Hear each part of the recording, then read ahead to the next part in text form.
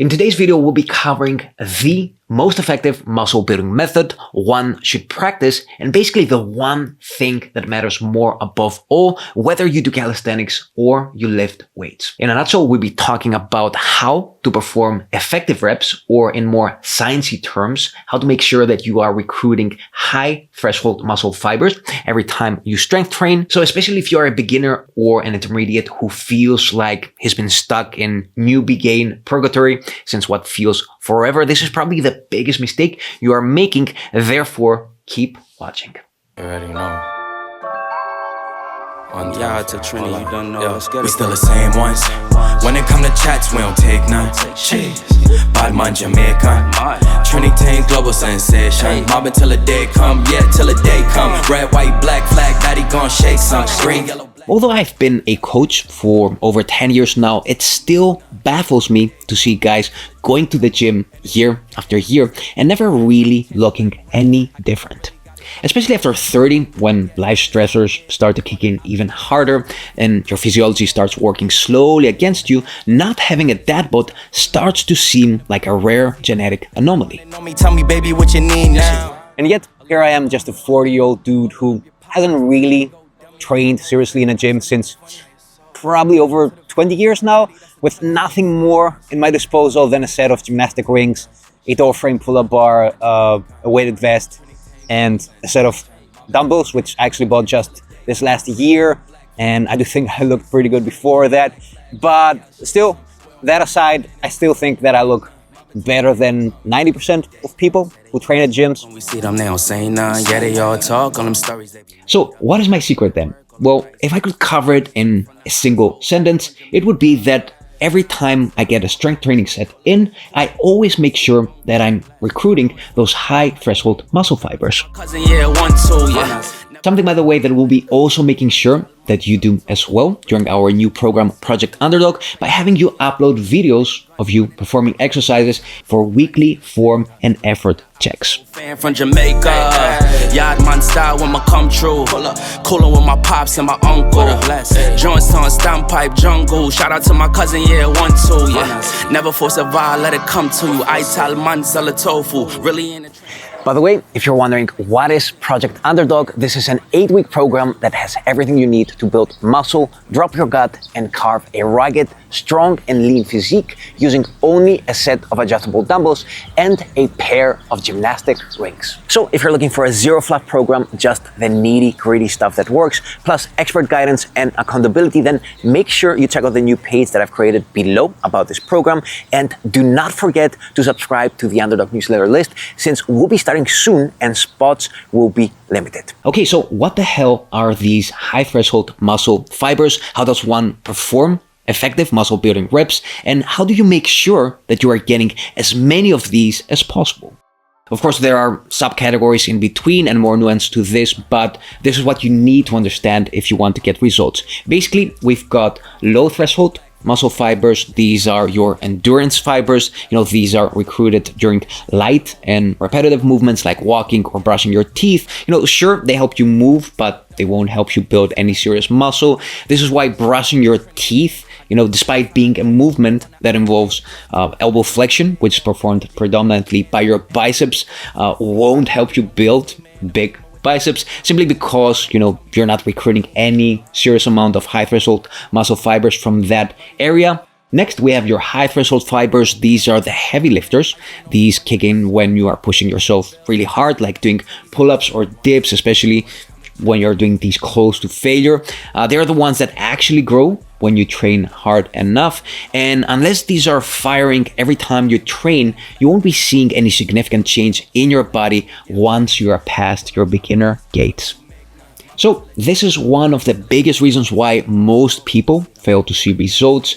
A lot of people who think they're hard gainers are simply just falling a victim of this mistake. What typically happens is you finish a set thinking that's probably hard enough, but in reality it rarely is, and this is why, again, you get stuck in newbie gain purgatory forever. That being said, how does one make sure that he is recruiting enough of those high threshold muscle fibers? The simple answer here is that you want to be working beneath a 4 RIR. If this is the first time you're hearing about RIR, it simply means how many reps you still have in reserve every time you finish a set. So how many reps did you still have in the tank if you would go all in? In other words, in order to get effective reps in order to recruit as many of those high threshold muscle fibers as possible, you don't want to be leaving any more than 3 reps in reserve every time you perform a set. To make this more clear, I'll be giving you an example of me doing pull-ups today. Now, I've done already my best here to warm up as perfectly as possible, and my max reps for this exercise, chest to bar pull-ups with the amount of weight that I'm using, are 9. I've actually only gotten 9 once, so my 0 RIR is somewhere between 8 and 9 depending on the day, which means that I want to be doing somewhere around 6 reps and above in order for this set to have a serious impact on my gains. Okay, so let's have a look at how this looks. Trinity global sensation. Mobbing till the day come, yeah, till the day come. Red, white, black flag, daddy gon' shake some. Green, yellow, black flag, rude gal shake some. We don't want no drama in this, so don't make none. Mobbing till the day. All right, let's go. Rep number 1, relatively easy. Moving on to rep number 2. Things are still peachy here. Rep number 3. And I'm slowly gonna start feeling it now. Rep number 4. Rep number 5. Maybe I still have 3 or max 4 reps in reserve. Rep number 6. 2 to 3 reps in reserve. Rep number 7. 1 to 2 reps in reserve.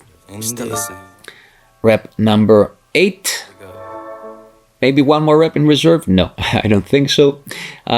Maybe if I really pushed myself hard, I could get like 1/3 of a rep, or maybe best case scenario half a rep, but I could definitely not get a total of 9 reps today, and that is okay. Now, to give you an even better example of what 0 reps in reserve looks like, let's have a look at one more exercise. I'll be doing dips. ISO no funny.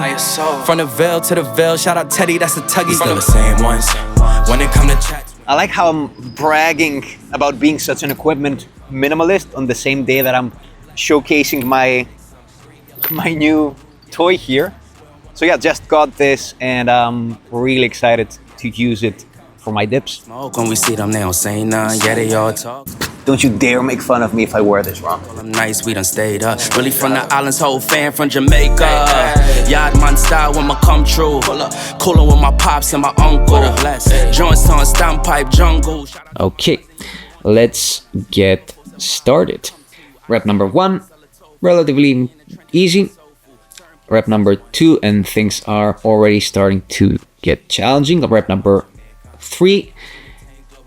Rep number 4, and there we go. 3 reps in reserve. Rep number 5.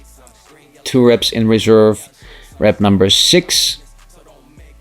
1 rep in reserve. They come, say they want smoke when we see them. Rep number 7. They all talk on them stories they be made up. And that's all I have. I kind of thought I would try to get 1 more rep, but it wasn't really worth it, when you're pushing pretty close to 0 reps in reserve.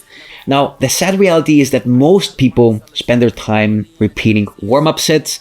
They are going through the motions, maybe pushing themselves a little bit on some days, but they're never truly challenging themselves. As a matter of fact, a few months ago, I joined a gym for 2 weeks because I was writing an article on why I'm not a big believer in training at the gym if you want to build a sustainable, fit lifestyle. And this was exactly what I observed and verified. 95% of the people there were basically wasting their time, if at least their goal was to build muscle, since none of them really went below a 4 RIR. Honestly, I saw myself putting more effort in my warm-up sets than most people did in their main sets. The whole time there, I felt like most of the civilized gym goers were kind of looking at me like a caveman, wrestling with the weights as if I'm wrestling with a grizzly bear. That is honestly what it takes if you want to build muscle. You have to look like an angry ogre fighting for his life during your last reps at least. Yeah, till the day come. Red, white, black flag, baddie gon' shake some. Green, yellow, black flag, rule, gal, shake some. We even see this with newcomers in our coaching, but the reality is that if you've never trained consistently with feedback on your form and your effort for, I would say, at least 5 to 6 months, more often what you probably think is a 3 RIR is a 5 to 7 RIR. This is the typical trap that most people fall in. It doesn't mean that you don't have the necessary work ethic. This doesn't mean that you train simply like a pussy. The reason this happens is because you've never really practiced training close to failure. The way to do this is, first of all, you need to note down your reps, and you want to always try to beat your previous week's performances. And another thing that really helps is also having someone more experienced giving you some feedback. To make a long story short, only by practicing training hard, you'll slowly start discovering your true potential for building muscle. You know, the more you do this, the more you'll start to observe that you don't have to stop whenever your rep just feels hard or slows down. And as long as you're moving during a rep, you have to always keep pushing or keep pulling, trying to gain one more rep inch by inch. Even if you reach that point where you feel certain that you're spent, just take a quick deep breath and tap into your favorite Rocky scene or your inner David Goggins or whatever gets you going, and try to keep going as long as you're using good form. Man's on the ends, Londonville to the sea town. Remo with a schema and a beamer with the T down. And she wanna know me. Always remember that those last slow, really hard reps is where the magic happens. Now, a lot of people ask me, what about injury when you train this way? And I have 3 main points here. So number 1 is, keep in mind that when I'm talking about failure, I'm talking about using good form when you're working your way up to failure, okay? Like the moment your technique gives in, like here, you can see that my last rep, my form was starting to go off the rail. That's the point you want to stop. Number 2, the truth is that training hard with really good form does not usually get you injured unless you are performing some very highly complex and challenging exercise that you are not yet technically proficient at.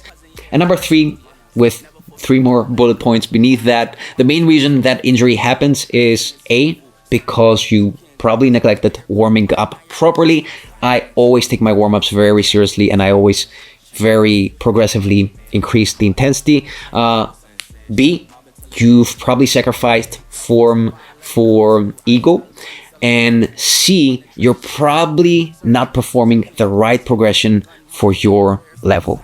Finally, once you master taking your sets beyond a 4 RIR, the next 2 most important things to building muscle are red, white, black flag, baddie gon' shake some. Green, yellow, black flag, rule, gal, shake some. We don't want no drama in this, so don't make none. Mobbing till the day come, yeah, till the day come.